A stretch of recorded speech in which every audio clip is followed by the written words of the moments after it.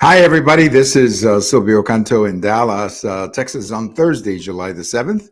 And welcome to our commentary. Just a breaking story here in the last 30 minutes or so that James Caan passed away. He was 82. Now, I'm not a huge follower, I guess, of movie actors and actresses. So I'm not one of those who knows older stories.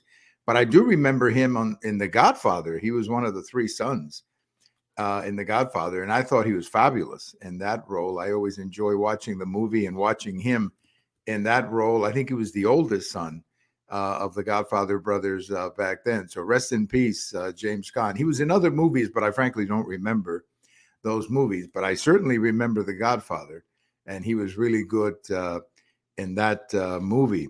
Well, some of the big stories today, there's a big movement within the Democrat Party. They want to get rid of Joe Biden. And I've got a few thoughts on that. But let me begin by directing you to an article that I posted today over at the American Thinker. And basically, the article says that the Democrats are in disarray when it comes to abortion. And that's because it's not just because of the overturning of Roe v. Wade, because they can actually correct that if they really dedicated themselves to winning some elections. They could actually, you could conceivably change the court or change the Constitution and create a constitutional right to an abortion. So they still have that opening. But the real disarray is that they don't know how to react to Roe v. Wade. And the reason they don't is because their position on abortion is completely outside the mainstream of where the American people are.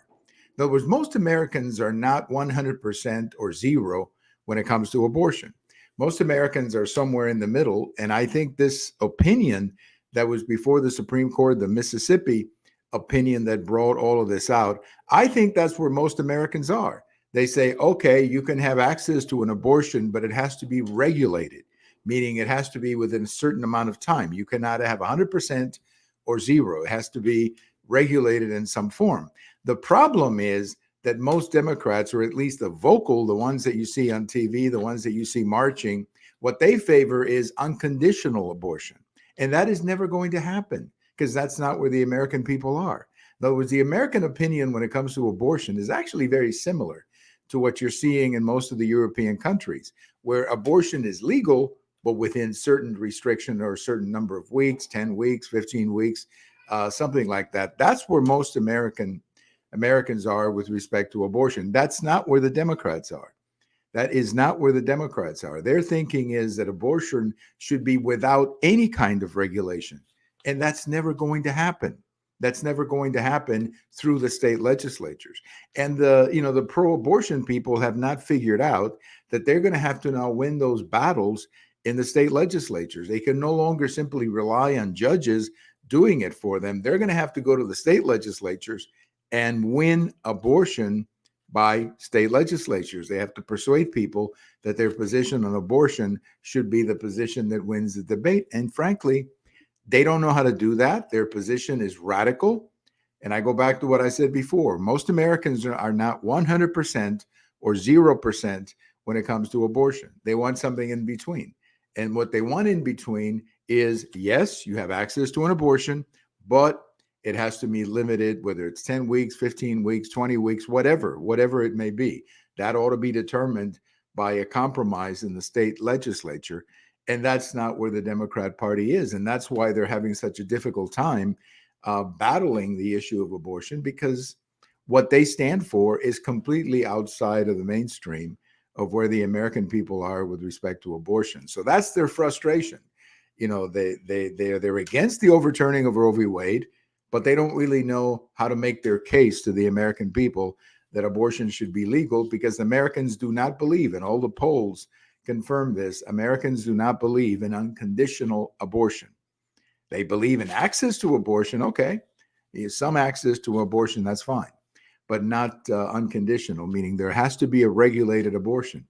And unfortunately, that's not where the Democrat Party is. And that's why they're having so much trouble. And that's why I say in my American Thinker piece that they're in disarray. They don't know how to handle this because they've never been forced to persuade anybody, because they've grown accustomed to having judges do it for them. Well, that's not going to happen. That's not going to happen. They're now going to have to go to every state legislature and make their case for abortion. And frankly, they're not doing very well at the moment. Now, some of the so-called blue states, they are going to have unconditional abortion, but I think that's even going to change as the debate really gets into the debate. A lot of these blue states automatically said that if Roe v. Wade gets overturned, they're going to basically create their own version of Roe v. Wade. But that has not really been debated in the legislatures of those states. That was kind of a reaction to overturning Roe v. Wade. I continue to say that in 5 years, most American states are going to have abortion, but it's going to be regulated 15 weeks or something like that. That's where I think the public opinion is, but that's not where the Democrats are right now, and that's why they're in such disarray. So check out my post over at the American Thinker. You can see it at the American Thinker, or you can see it on my blog, or I also put these over on my Facebook political page. Now, let's talk a little bit about this amazing story that the Democrats want to dump President Biden. They just want to get rid of him, want to get rid of President Biden. Now, we have never really seen that before. There was a case back in 1968 when President Johnson decided not to seek re-election. But that was in March of 1968. In other words, the election year. That was not 2 years before or 3 years before. But that is what is happening. The problem is that the Democrats may want to dump President Biden. I can understand why. He's been a disaster for the country and obviously for the Democrats. But how do you do it? I mean, under our Constitution, there's only two ways of replacing the president. Obviously, if he dies, then he automatically is replaced by the vice president. That would be Kamala Harris. By the way, Kamala Harris doesn't excite the Democrats either. Okay, they're not exactly rooting for Kamala Harris to be president because she's more unpopular than Biden is, if that's possible. The second way for a president to be replaced is the 25th Amendment to the Constitution, which basically says that if a president is incapable, let's say a physical disability, let's say a stroke, where he can no longer function as a human being, then the cabinet can get together and with the work as well as the Congress, they would replace the president that way. And of course, the vice president would assume the office. Now, that has never happened before. We've never done this before with the 25th Amendment. It's there, but it's never really been done before. We've never had a president who has been replaced by the 25th Amendment. So that's all brand new, has not been tested either. But those are the only two ways that you can replace a president. That is the 25th Amendment, or obviously in the case of death, like President Kennedy or Roosevelt back in 45 or so on. When the president dies, he's replaced by the vice president. But other than that, other than the 25th Amendment, how else can they do it? Now, the president could resign. Yes, that could happen. And a lot of people are predicting that that will happen next year after the November elections. I'm not sure, but it sounds logical, especially if the Democrats take a beating in 2022. They may want to replace Biden, but he would have to resign. And again, we don't have that tradition in the United States of presidents resigning. That's just not something that we have in American history. Yes, Nixon back in 1974 did resign, but that was a very unique situation. And that is not at all comparable to the situation of Joe Biden. So we just don't have the tradition like they do, for example, in parliamentary systems, where you can have a crisis of confidence and all of a sudden there is a new vote and a new president. You know, recently that happened in the UK when Prime Minister Theresa May was replaced in a vote of confidence. It's, I think, happening right now with B.J. Johnson. That could very well, Prime Minister Johnson, that could very well happen over there. But that's not something we do here in the United States. And I think the Democrats may be wishing for that, but I don't know how they pull it off other than a resignation.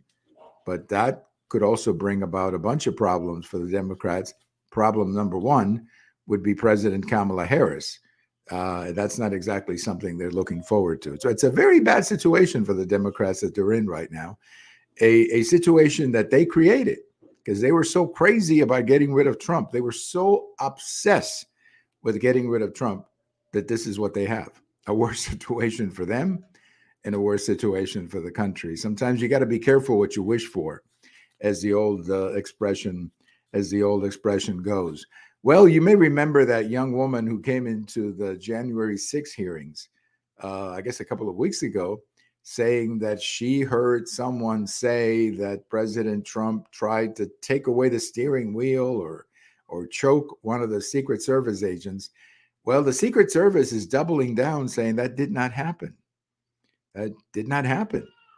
And who are you going to believe? This young woman who never saw the situation she was relating, or the Secret Service who was next to President Trump when this happened? So, I mean, look, I think this is a devastating blow to the credibility of the January 6th committee. Not so much the young woman. I think she was being used. And, she'll disappear from public view. But this January 6th committee has really taken a blow from this. And hopefully, this is the end of the committee and they can go back to real responsible things, like trying to do something about inflation and gasoline prices, which is what the American people want anyway, their Congress to be doing at the moment. But what a blow! What a blow to the credibility of the January 6th committee that somehow this lady who was supposed to be the big story of the year, well, not so fast, because the Secret Service is saying no way. Well, we mentioned before about the passing of James Caan. He was 82. We leave you today with a birthday message, and I have a little birthday message here for Ringo Starr. Remember Ringo of the Beatles? He turned 82 today. Ringo Starr was a drummer in Liverpool back in the early 60s, like many other musicians, who play in local bands and so on here and there. He wasn't making a lot of money. That's not really, people who play in these local bands, who play at weddings and birthday parties and those kinds of things, they don't make a lot of money. It's not really a profession. And most of them end up, doing something else. And that's what Ringo Starr said he was planning to do. He wanted to open a beauty salon and basically run that, be the manager of a beauty salon, because he never thought that he would be able to make a living playing drums on weekends or at birthday parties and weddings and so on. But then in the summer of 1962, something very funny happened. The Beatles went into the studio to record their first music. That was a single called Love Me Do that was eventually released in the UK. It was not released immediately in the US, but it was released in the UK. It made it all the way up to number 19 in the British charts. And George Martin, the producer of the Beatles, who had recently signed the Beatles to a recording contract, said, "You got to get a different drummer." Pete Best, who was their drummer at the time, Pete cannot do it. Now, George Martin was willing to replace Pete Best in the studio and still keep Pete in the band. In other words, they would have a ghost drummer for the recordings and Pete would still be part of the group. But as it turned out, that didn't work. So Pete was dismissed, and then they looked around Liverpool for a drummer, and they indirectly knew of Ringo. There were a couple of other guys they looked at, but they settled on Ringo, who joined the band, and within a few weeks was the drummer of the Beatles in a recording that the Beatles had made a year later. Of course, the Beatles had 2 million sellers in the UK, and of course, a year and a half later, they were on the Ed Sullivan Show. So to say that Ringo Starr was a lucky guy would be an understatement. He was, in fact, very lucky. Now, whatever happened to Pete Best, the original drummer of the Beatles? And when I say original, he was the one who started with the Beatles all those years. Well, Pete never made it in music, and he actually became a worker at the post office in the UK. And he retired. I think he's still alive, Pete Best. And he retired, and that was the end of the story. Pete Best was out, Ringo Starr was in, and that was the story of the Beatles drummer. But you talk about the luck of Ringo. You talk about being a lucky guy. Can you be any luckier than Ringo Starr, whose real name, by the way, is Richard Starkey? Ringo Starr is just a stage name. So we remember today Ringo, happy number 82. Ringo did a few vocals. He had the lead vocals in a few songs, Yellow Submarine, with a little help from my friends. I think there may have been another one that he recorded, but he was basically a drummer. And he was a great drummer. He was exactly what George Martin had in mind. That is a professional drummer who could play with the Beatles in their recordings. So happy birthday, Ringo. According to the Weather Service, we're going to be in a heat wave, plus 100 temperatures until Sunday.